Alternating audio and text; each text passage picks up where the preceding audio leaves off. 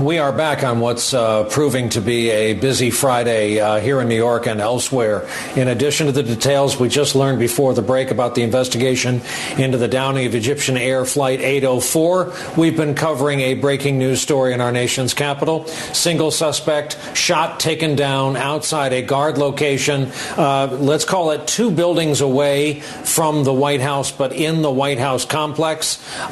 This amateur video just coming in to us from, I believe, Snapchat shows some of the early moments after the shooting. Pete Williams has been working the phone and his sources since that moment and is with us from our D.C. newsroom. Pete?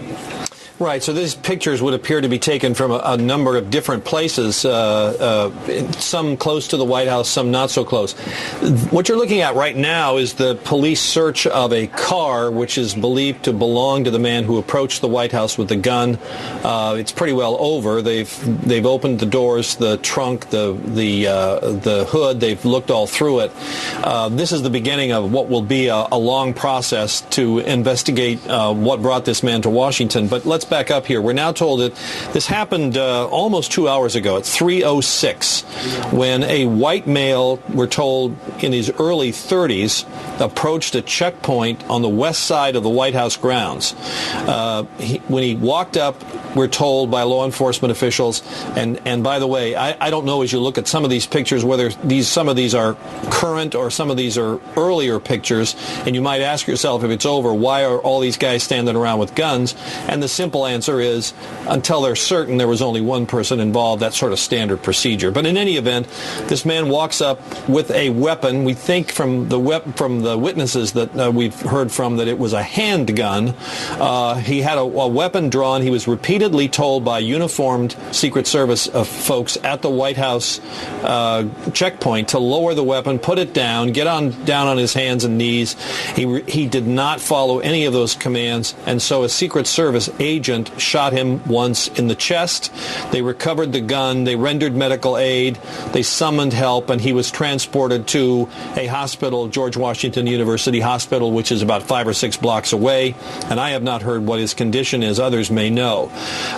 Now the investigation will begin. They believe they know a name. We don't have that name confirmed, but they're looking at his car. That's one of the early things they would do, and now they will try to do what they usually do to reconstruct his movements.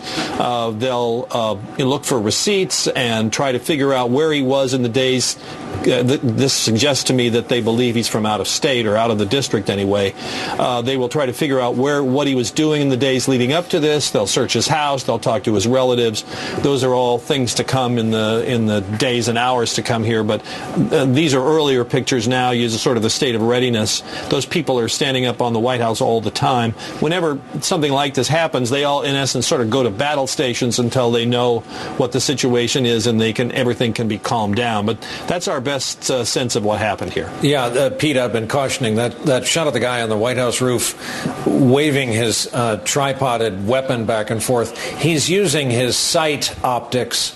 It's not like he was, keeping a bead on a running suspect on the street. It looks way more threatening than the reality was. He was just using his sight as a telescope, in effect, to see the situation on the other side of the building. I want to show you the situation right now on the corner at Pennsylvania Avenue outside the old executive office building. Reporters are setting microphones up on an elaborate electronic Christmas tree with some